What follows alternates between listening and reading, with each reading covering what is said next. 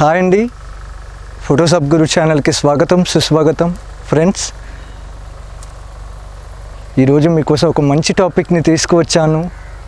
నిన్నటి టాపిక్లో మనం కరిజ్మా ఆల్బమ్కి నాన్ టెరబుల్ ఆల్బమ్కి తేడా ఏంటిది అనేది తెలుసుకున్నాం. బట్ ఈరోజు టాపిక్లో నాన్ టెరబుల్ సీట్ అనేది కాస్ట్ అనేది ఎందుకు పెరుగుతుంది అనేది చెప్తానండి.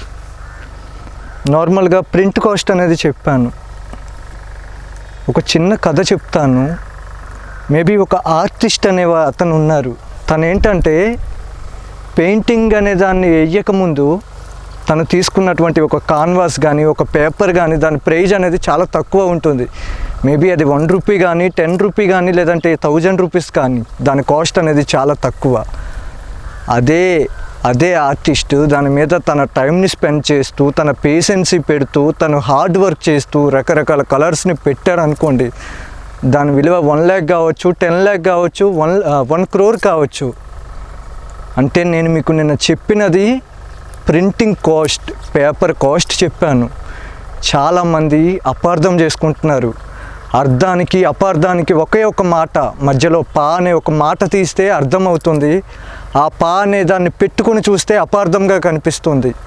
మీరు ఏ విధంగా చూస్తున్నారు అనేది అర్థం చేసుకోండి. నేను ఈరోజు చెప్తాను, నిజంగా చెప్తున్నాను. మీలో చాలామంది రూడ్గా కామెంట్స్ పెట్టారు. I'm feeling so sad. నిజంగా నేను మీకు ఈరోజు చెప్పే స్థాయిలో ఉన్నాను అంటే దాని వెనుక నేను ఎంత హార్డ్ వర్క్ చేశాను, ఎన్ని కష్టాలు పడ్డాను అనేది మీకు ఎవ్వరికీ తెలియదు. కామెంట్ బాక్స్ ఉంది, ఏదో కామెంట్ పెడుతున్నామని మాత్రమే ఆలోచిస్తున్నారు. ఆ కామెంట్ అనేది అవతల వాళ్ళకి హర్ట్ చేస్తుందని కూడా కొంచెం ఆలోచించండి, సరేనా? నేను మీ అందరి మంచిని కోరుకుంటున్నాను. ఇది ఒక్కటైతే గుర్తుపెట్టుకోండి. నేను ఒకరిని లాస్ చేయాలి కానీ ఒకరి ఫీల్డ్ని దెబ్బ కొట్టాలని మాత్రం ఎప్పటికీ ఆలోచించాను. ఒక మంచి పనికి ఎక్కువ ఆటంకాలు. నిజంగా నేను ఐఎమ్ ఫీలింగ్ ప్రౌడ్. నేను నిజంగా మంచి పని చేస్తున్నాను. చలో రండి. నేను చెప్పాను ఒక సీట్ కాస్ట్ అనేది ₹70 అని చెప్పాను. అదే ఒక ఫోటోగ్రాఫర్ ఆ ₹70 కాస్ట్ని 700 చెప్తారు, లేదంటే 1000 చెప్తారు, 1500 చెప్తారు, 2000 చెప్తారు. ఎందుకు దాని కాస్ట్ అనేది ఎందుకు మారుతుందో చెప్పాలా? ఒక ఫోటోగ్రఫీ, ఒక ఆల్బమ్ డిజైనింగ్ అనేది, ఒక ఆల్బమ్ అనేది ఒక కస్టమర్ నుండి బుక్ అయ్యి మళ్ళీ ఆ కస్టమర్ చేతికి వెళ్ళేదానికి photographer, designer, cameras, hard work, patience, ఇలాంటి చాలా ఎక్స్పీరియన్స్, ఇలాంటి చాలా టాపిక్స్ అనేవి ఉంటాయండి. వీటన్నింటి కాస్ట్ కూడా అందులో యాడ్ అవుతుంది. చూడండి, ఒక సర్కిల్ చెప్తాను. ఒక కస్టమర్ మేబీ వాళ్ళ ఇంట్లో మ్యారేజ్ కానీ బర్త్డే కానీ వాట్ ఎవర్ ఏదైనా కానీ తను నమ్మిన ఒక కస్టమర్ అనేవాళ్ళు తను ఎవరైతే బాగా నమ్ముతారో ఆ ఫోటోగ్రాఫర్కి తను ఆర్డర్ ఇస్తారు. సార్, మా ఇంట్లో ఇది ఉంది, ఫంక్షన్ ఉంది, మీరు రావాలి, మీరు ఫోటోగ్రఫీ చేయాలి. నిజంగా ఫోటోగ్రఫీకి ఉన్న శక్తి చాలా గొప్పదండి. ఎందుకంటే టైంని ఎవరు ఆపలేరు, కానీ ఒక ఫోటోగ్రాఫర్ అనే అతను ఆపేస్తారు. టైంని ఆపి ఆ టైంలో ఉన్నటువంటి సిచ్యువేషన్ని క్యాప్చర్ చేయగలిగేటటువంటి ఒక గొప్ప స్థాయి ఫోటోగ్రాఫర్కి ఉంది. అలాంటి ఫోటోగ్రాఫర్ని తను నమ్మి ఒక ఫోటోగ్రాఫర్కి కస్టమర్ అనేది ఆర్డర్ ఇస్తారు.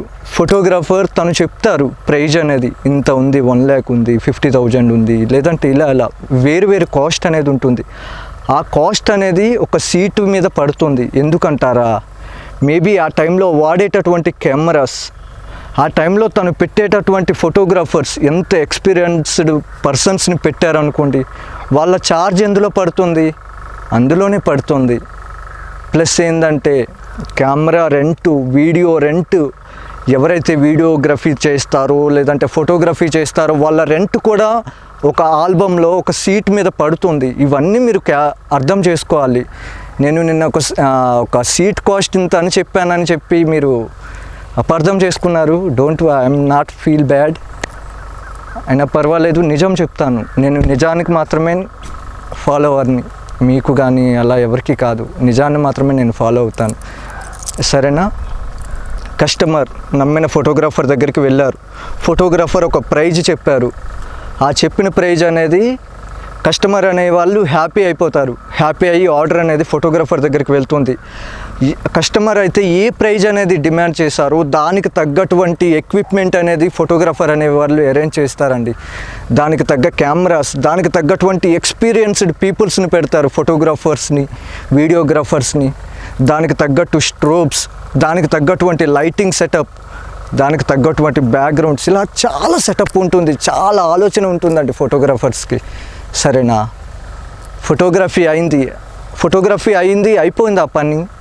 ఫోటోగ్రఫీ అయింది, ఫోటోగ్రాఫర్ చాలా థింక్ చేస్తారు, అది ఏంటిది, ఎవరికి ఇవ్వాలి మనం, ఎవరైతే బాగా డిజైన్ చేస్తారు, తను ఎవరైతే బాగా ఎక్స్పీరియన్స్డ్ ఉన్నటువంటి పర్సన్ ఉన్నారు డిజైనర్గా, తనకి తన ఆర్డర్ అనేది ఇస్తారు. సార్ నేను ఇది చేశాను, మేబీ 1 lakh ప్రోగ్రామ్ ఉంది, తను క్యాండిడ్ ఫోటోగ్రఫీ పెట్టారు, లేదు ఇంకొంచెం డిఫరెంట్గా వెడ్డింగ్ ప్రీ షూట్ చేశారు.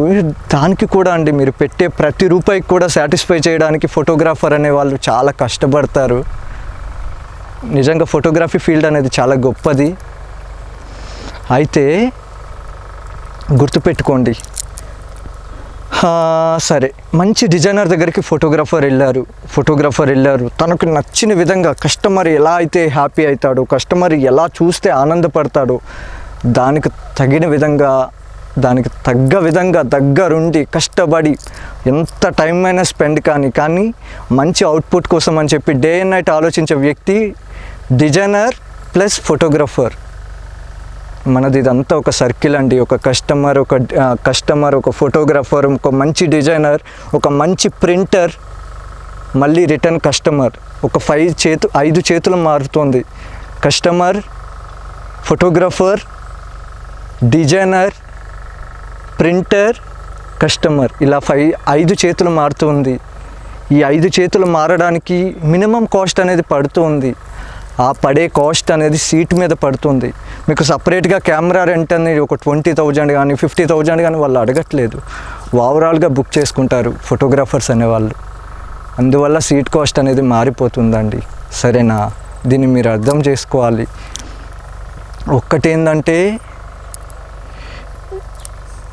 ఒక్కటి చెప్తాను చూడండి, ఫోటోగ్రఫీ అనేది ఒక అందమైన ఫీల్డ్. ఫోటోగ్రాఫరు 50% హార్డ్ వర్క్ చేస్తారండి, 50. దానికి డిజైనర్ ఒక 30-40% అనేది కష్టపడాలి. అప్పుడు మాత్రమే మంచి రిజల్ట్ అనేది వస్తుంది. ఆ 40% అనేది డిజైనర్ చేశాక 10% వర్క్ అనేది ప్రింటింగ్లో చేయాలి. కలర్ కరెక్షన్ అని, లేదంటే ప్రింటింగ్ పేపర్ వైజ్ కానీ వాళ్ళు కష్టపడాలి. వాళ్ళు అయిన తర్వాత మేకింగ్ అనేది ఉంటుంది, మంచి మేకింగ్ చేయాలి.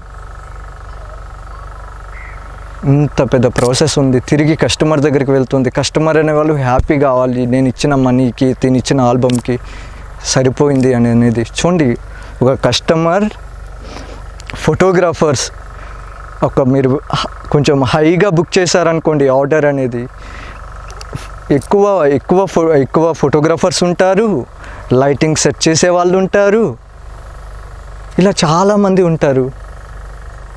ప్లస్ డ్రోన్స్ కానీ, మీరు పెట్టే మనీని బట్టే అండి పిండికి తగ్గ రొట్టె వస్తుంది. నేను 70 రూపీస్ అన్నానని చెప్పి 70 రూపీస్కి నాకు సీట్ ఇచ్చేయండి అని అంటే ఎలా ఇస్తారు? అలా ఎవరు ఇయ్యరు. దాని వెనక ఇంత కష్టం ఉంటుంది. ఇలా ఎవరి మీద ఛార్జ్ చేయాలి? అవన్నీ కస్టమర్ మీదే ఛార్జ్ చేస్తారు. నిజంగా ఫ్రెండ్స్, ఒక మాట చెప్తాను, మన ఛానల్లో మీరు పెట్టిన ప్రతి కామెంట్కి నా విషయంలో వాల్యూ అనేది ఉంది. నా మిత్రుడు అడిగారు, అన్న నాకు తెలుసుకోవాలని ఉంది, ఎలా ఉంటుంది ఫీల్డ్ అనేది. తను రావాలనుకుంటున్నారు. ఎవరు చెప్పకపోతే ఇప్పుడు మీరు ఉన్నారు, మీకు ఎవరైనా చెప్తే కదా తెలిసింది. ఎవరికి చెప్పకుండా ఎవరికి రాదండి. ఇప్పుడు నేను ఈరోజు చెప్తున్నా అంటే నాకు ఎవరో చెప్పి ఉంటారు. మేబీ నా హార్డ్ వర్క్ నాకు చెప్పి ఉంటుంది. షేరింగ్ అనేది ఉండాలండి. సెల్ఫిష్గా ఎప్పుడు ఆలోచించవద్దు. నేను 30 years నుండి ఈ ఫీల్డ్లో ఉన్నాను, మీ వీడియో వల్ల నా 30 years ఇండస్ట్రీ పోతుంది అనేది ఎలా పోతుందండి? మీ ఆలోచన మార్చుకోండి. యద్భావం తద్భవతి. మీరు ఎలా ఆలోచిస్తే అలానే కనిపిస్తుంది, ఎలా చూస్తే అలానే కనిపిస్తుంది. మీ ఆలోచన రాంగ్, నేను రాంగ్ కాదండి. అర్థమైందా? ఆలోచించి మాట్లాడండి, ఆలోచించి కామెంట్ పెట్టండి.